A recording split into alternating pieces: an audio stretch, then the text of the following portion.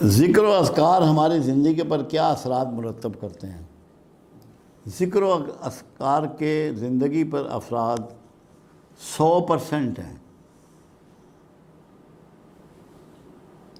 اللہ کا ذکر اگر کوئی جانتا ہو یا قرآن کی اسٹڈی کی ہو یا کسی اچھے استاد کے پاس بیٹھا ہو تو دنیا کا کوئی مسئلہ ایسا نہیں ہے، جسمانی، نفسیاتی، معاشی، معاشرتی، ملکی، کوئی مسئلہ ایسا نہیں، اخلاقی، جو اللہ کے ذکر سے جس کا علاج ممکن نہ ہو۔ مزاج بدل جاتے ہیں، جو چیزیں ہمیں جیند میں ملتی ہیں، ورثے میں ملتی ہیں، ماں باپ کے جرثوموں سے جو ملتی ہیں، وہ تک اللہ کے ذکر سے ریپیئر ہوتی ہیں اور چینج ہوتی ہیں۔ ٹیمپرامنٹ بنتے ہیں جین سے، ٹیمپرامنٹ چینج ہوتے ہیں۔ میں لوگوں کو سمجھاتا ہوں کہ ہم جب ذکر دیتے ہیں اس کا مطلب یہ ہوتا ہے کہ جو جینیٹک پرابلم آ رہے ہیں لوگوں میں، ہم اس کا بھی علاج کر رہے ہیں۔ موروثی بیماریاں، ایسی بیماریاں جس کے پاس سائنس کے پاس جن کا بھی علاج نہیں ہے، اللہ کے ذکر سے۔ کیوں؟ قرآن کا ایک چیلنج ہے کہ تمہارے دلوں کو اطمینان ہو ہی نہیں سکتا میرے ذکر کے بغیر۔ تو دل کے اطمینان کے لیے ضروری ہے کہ پیٹ کا درد بھی ٹھیک ہو، ورنہ دل تو مطمئن نہیں ہوگا۔ کمر میں درد ہے تو وہ بھی ٹھیک ہو، سر میں درد ہے تو وہ بھی ٹھیک ہو، پھوڑے نکل رہے ہیں تو وہ بھی ٹھیک ہو، ورنہ اطمینان کہاں سے ملے گا؟ اس کا مطلب یہ ہے کہ ان ساری چیزوں کا بھی علاج ذکر کرتا ہے۔ ذکر سے ان سب چیزوں کا بھی علاج ہے۔ پھر قرآن نے ایک بات کہی، یونس علیہ السلام کے بارے میں قرآن نے کہا کہ یونس تا قیامت مچھلی کے پیٹ میں رہتا اگر ذکر کرنے والوں میں نہ ہوتا۔ تو بڑے مسائل سے بھی نکلا جا سکتا ہے اللہ کے ذکر سے، بڑی مصیبتوں سے بھی نبر آزما ہوا جا سکتا ہے اللہ کے ذکر سے۔ یہ قرآن بتا رہا ہے۔ پھر اللہ کہتا ہے مجھے میرے پیارے ناموں سے یاد کرو، میرا ایسے ذکر کرو جیسے اپنے عبادات کا کرتے ہو، بلکہ اس سے بھی زیادہ۔ یہ آپ کو کیوں کہا گیا؟ پھر اللہ کے رسول صلی اللہ علیہ وسلم نے مختلف ذکر و اذکار آپ کو گائیڈ کیے، سمجھائے۔ ایسے لوگ آئے رسول اللہ کے پاس جو مکروث تھے، تو میرے آقا نے فرمایا یا ذل جلال والاکرام کثرت سے پڑھا کرو، قرضے ختم ہو گئے۔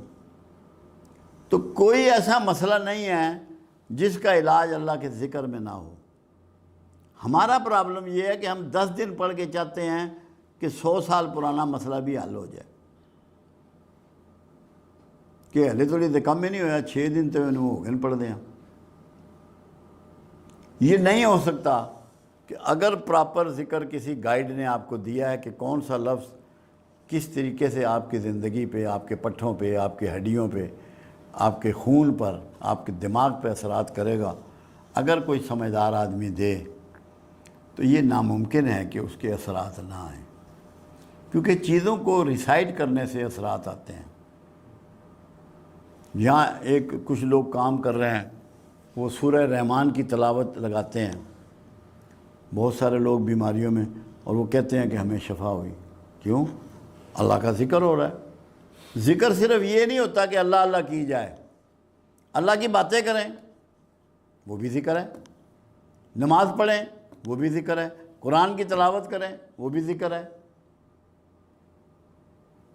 نعمتیں لوگوں میں تقسیم کریں وہ بھی ذکر ہے۔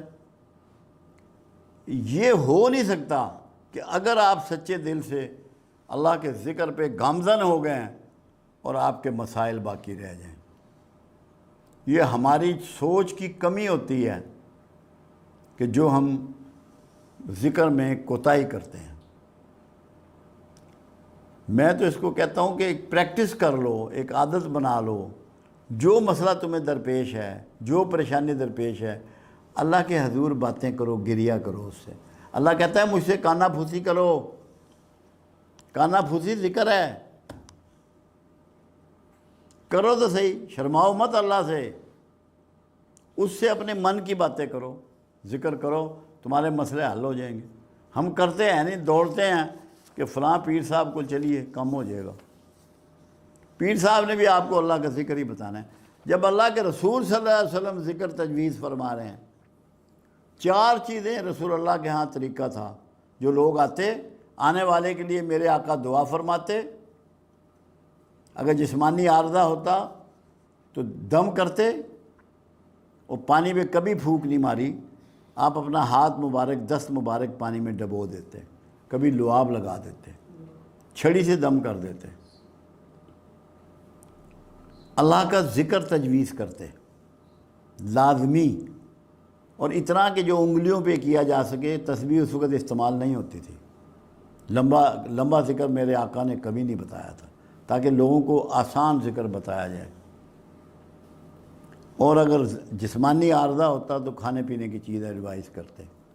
ہم انہی 4 طریقوں سے چل رہے ہیں، 5ویں کوئی چیز ہم نہیں کرتے۔ مین چیز اللہ کا ذکر ہے۔